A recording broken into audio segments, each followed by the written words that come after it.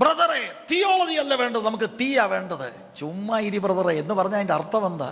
Theology അല്ലേ ഞാൻ പ്രസംഗിക്കാം, പിന്നെ എന്ത് സാറേ നിങ്ങൾ പ്രസംഗിക്കുന്നത്? മനോരമയിൽ വന്ന വാർത്ത പ്രസംഗിക്കൂ. എന്നോട് പറഞ്ഞ് ഞാൻ അവിടെ ചെന്ന് അങ്ങോട്ട് ഇട്ടുകൊടുത്തെന്ന്. അവരൊന്ന് ഒതുങ്ങാൻ നേരം ഞാൻ അടുത്തത് അങ്ങോട്ട് ഇട്ടുകൊടുത്തെന്ന്. അങ്ങനെ പ്രസംഗിക്കുമ്പോൾ ആളുകൾ ഇളകുകയാണെങ്കിൽ അടുത്ത ഒരു പ്രോഗ്രാം ഓത്തു. ഒരു ഭക്തൻ പറഞ്ഞതാ, preaching is theology on fire. ബ്രദറെ, തിയോളജി അല്ല വേണ്ടത്, നമുക്ക് തീയാ വേണ്ടത്. ചുമ്മാ ഇരി ബ്രദറെ എന്ന് പറഞ്ഞാൽ അതിൻ്റെ അർത്ഥം എന്താ? ചിലർ ഭയങ്കര ഫാഷനായിട്ട് ഇന്ന് ഞാൻ തിയോളജി അല്ല പ്രസംഗിക്കുന്നത്, ഞാൻ ആ സെക്കൻഡിൽ ഇറങ്ങിപ്പോവും. തിയോളജി അല്ലെങ്കിൽ പിന്നെന്തിനാ? ബൈബിളല്ല പ്രസംഗിക്കുന്നെങ്കിൽ പിന്നെന്തിനാ അവിടെ ഇരിക്കുന്നത്? അതൊരു വലിയതൊരു ഡയലോഗാ. ചിലർക്ക് കൈയടിച്ചില്ലെങ്കിൽ ദൂത് വെളിപ്പെടത്തില്ല, അങ്ങനൊരു സംഭവമുണ്ട്. തിയോളജി അല്ല ഞാൻ പ്രസംഗിക്കാം, പിന്നെ എന്ത് സാറേ നിങ്ങൾ പ്രസംഗിക്കുന്നത്?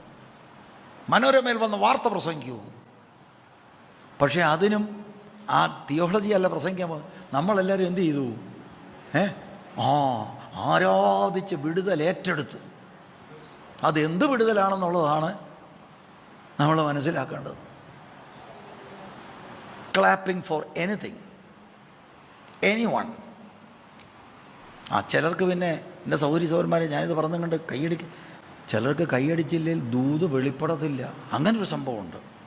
ഇപ്പോൾ നിങ്ങളാരും കൈയടിച്ചില്ല, എനിക്കൊരു പ്രശ്നവുമില്ല. ഇൻഫാക്റ്റ് കൈയടിക്കാതെ ശ്രദ്ധിച്ച് കേൾക്കുക വേണ്ടത്. കൈയടിച്ചില്ലെങ്കിൽ ദൂത്, കാരണം ദൂതിനെ വരുന്ന വഴിക്ക് പാഴ്സി പ്രഭു കെട്ടിവെച്ചിരിക്കുക. അപ്പം നിങ്ങളുടെ കൈയടിയിലാണ് അവനെ അഴിഞ്ഞ് കിട്ടി. ഇത് കേട്ടാൽ കൈയടിക്കുമെന്നുള്ളതാണ്. അയ്യോ, അവർക്കിപ്പോൾ എന്തറിയാം?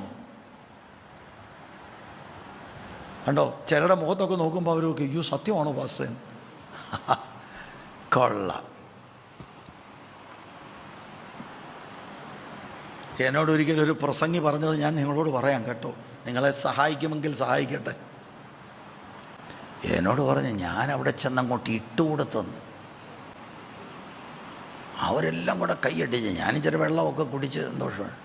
അവരൊന്ന് ഒതുങ്ങാൻ നേരം ഞാൻ അടുത്തത് അങ്ങോട്ട് ഇട്ടുകൊടുത്തെന്ന്. നമ്മളറിഞ്ഞില്ലല്ലേ?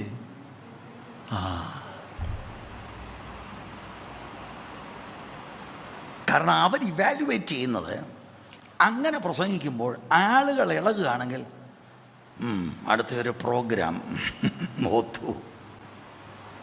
That is not preaching. Exposition of the word of God. What does this word or verse mean? ഇതിന്റെ അർത്ഥം എന്താ? പ്രസംഗിയുടെ ജോലി ഈ വാക്യവും മുന്നേ വെച്ചിട്ട് ഇതാണ് അതിൻ്റെ അർത്ഥമെന്ന് പറഞ്ഞ് മനസ്സിലാക്കുന്നതാണ് പ്രസംഗിയുടെ ജോലി.